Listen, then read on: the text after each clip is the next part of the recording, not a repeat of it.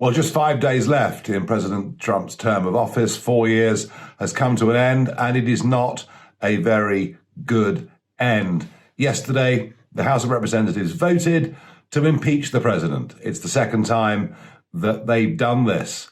Why has this all happened? Well, after the election, Team Trump refused to accept the result and said that it was not clear the whole thing had been done fairly.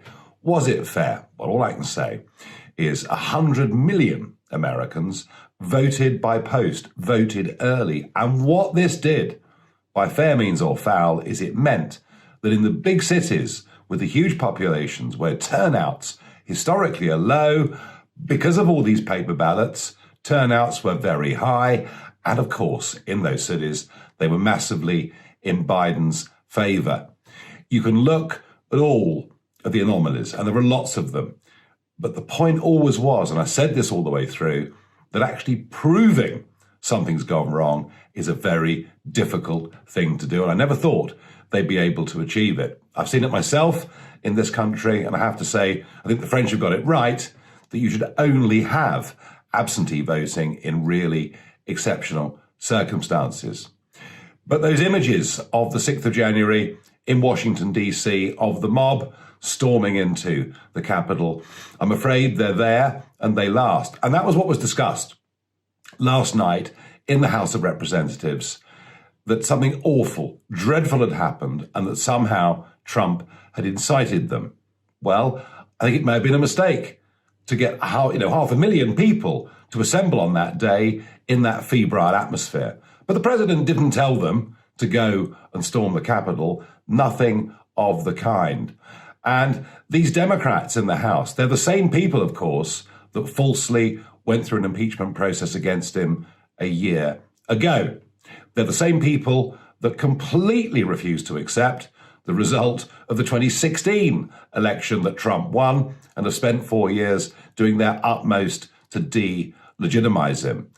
And of course, they're the same Democrats who, when we saw widespread violence, endless violence in dozens of American cities caused by the Black Lives Matter movement, either turned a blind eye or made every excuse they could to justify the violence, the arson, and the looting. So the air is thick with hypocrisy. It really, truly is. But much more importantly, I think that by going through this impeachment process, they are making a very bad mistake. And it's a bad mistake because, as Winston Churchill said, be magnanimous in victory. They're doing the opposite. They're being as vindictive as they possibly can, and it shows every sign that they will go on doing that. If you add to that what's happened on social media over the course of the last few days, the Twitter ban on the president, for argument's sake, you're leading into a very dangerous situation. And I say that because Trump has been the voice of tens of millions of American voters. They're people who have absolutely no trust in mainstream media.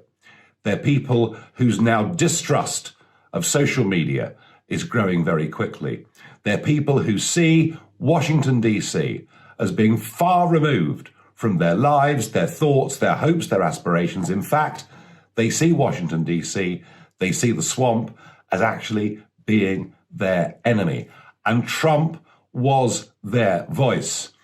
And if you martyr Trump, if that's what the establishment does, not only do they put him, in the eyes of those tens of millions, into some form of sainthood, but they lead to a situation where, with a silenced Trump, something else will come along and head up those tens of millions of people. And I think there's a real danger here.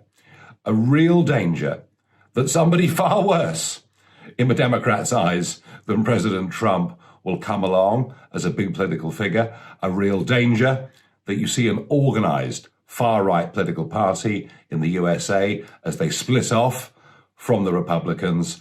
And a real danger that a non-acceptance of legitimacy, a complete refusal to accept the way that their president has been silenced and impeached, will lead to chaos and disorder continuing in America.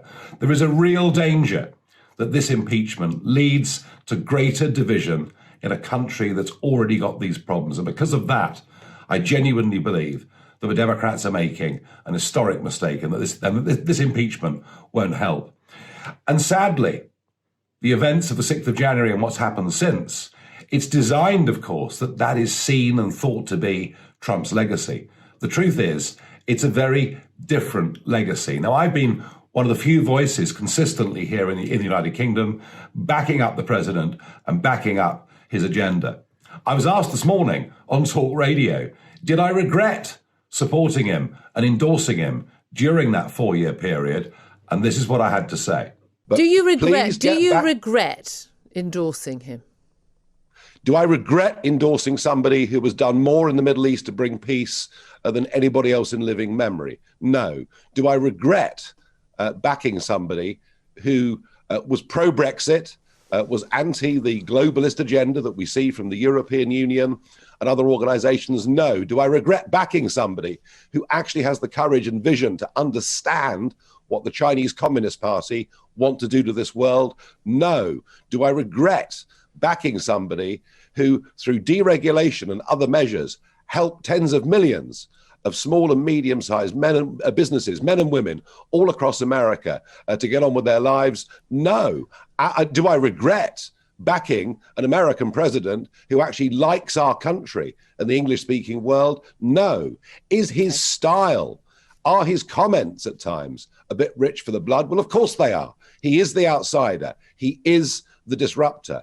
And I think it's actually very sad that his presidency is ending this way, because actually he achieved a lot in those 4 years. You see, it was 4 years in which he achieved a huge amount. And I remember meeting him on the 29th of February last year, the leap day, and for all the world, he was going to win a landslide general election. That is how good a shape the US economy was in. That is how much people respected a president not endlessly going to war. So I do think I was right to back him and support him. I regret bitterly that it's ending in this way. I still don't think you can afford to write him off because he's one of these amazing people. He's resilient and he can bounce from almost anything. But I repeat the point. Carrying on with this impeachment is a terrible mistake.